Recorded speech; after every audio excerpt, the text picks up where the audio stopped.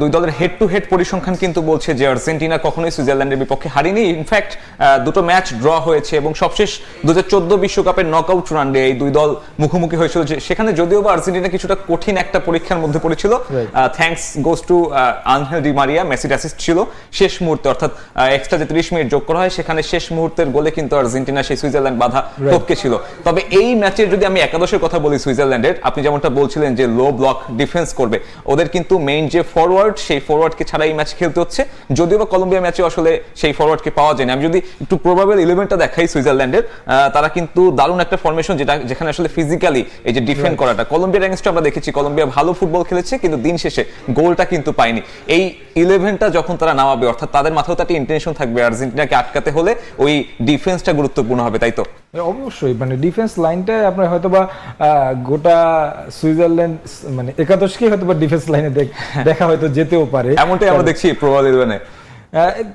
পাশাপাশি আপনি যদি মানে ডিফেন্স লাইনের পেছনে যাকে আপনি রেখেছেন গ্রেগর কোবেল, তিনি কিন্তু দুর্দান্ত একটা টুর্নামেন্ট কাটাচ্ছে। তার বয়সও কিন্তু প্রায় 40-এর কাছাকাছি বয়স, এবং তিনি লাস্ট ম্যাচটা যেভাবে আসলে সেভ করেছেন, মেসির সঙ্গে তার একটা ভালো দ্বৈরথ হবে, সেটা আমরা হয়তোবা উপভোগ করব। পাশাপাশি আপনি যেটা আসলে বলছিলেন যে ডিফেন্স লাইনের বা মিডফিল্ডেও যদি দেখি, আমরা মনে হচ্ছে যে একেবারে ওই আরো একটা লো ব্লক ডিফেন্স আমরা হয়তোবা দেখব। সুইজারল্যান্ড সেটাই আসলে করতে চাইবে আর্জেন্টিনাকে আটকানোর ক্ষেত্রে। তবে আর্জেন্টিনার কোচ লিওনেল স্ক্যালোনি আসলে তিনি জানেন কিভাবে এই জায়গা থেকে উতরাতে হয়। আমরা যেটা দেখেছি যে আসলে লিওনেল মেসি আসলে মিডে খেলছিলেন লাস্ট ম্যাচটাতে মিশরের বিপক্ষে, যখন তিনি আসলে বারবার আক্রমণে বক্সেই ঢুকতে পারছিলেন না, তখন কিন্তু তিনি তার পজিশন চেঞ্জ করেছেন, উইঙ্গে গিয়েছেন। তার যেই ছোটবেলার যেই পজিশন সেই জায়গায় তিনি যে কিন্তু সেই মিশরের যেই পরিকল্পনাকে ব্রেক করেছেন, বড় বড় শট বা বড় ক্রসগুলো আমরা দেখেছি। সেই জায়গা থেকে আমার মনে হয় যে ক্রিস্টিয়ান রোমেরো লাস্ট ম্যাচে আসলে ত্রাতা হয়ে এসেছিলেন। তারপরে আপনি যদি বলেন এনজো ফার্নান্দেসের কথা, এই ধরনের ক্যারেক্টারকে আসলে আমরা হয়তো বা দেখবো যে বের হয়ে এসে ম্যাচের ভাগ্যটা মানে বদলে দিচ্ছেন।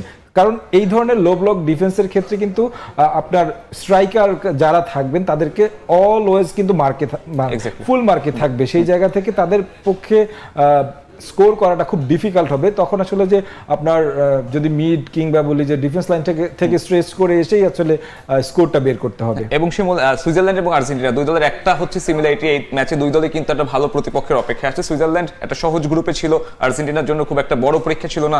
নাম্বার 14 র্যাঙ্কিং এ সুইজারল্যান্ডের বিপক্ষে খেলার আগে অনেক কথা বলছে আর্জেন্টিনাকে সহজ একটা সমীকরণ দেওয়া হচ্ছে এক্সেট্রা, রেফারি সুবিধা অনেক কিছু,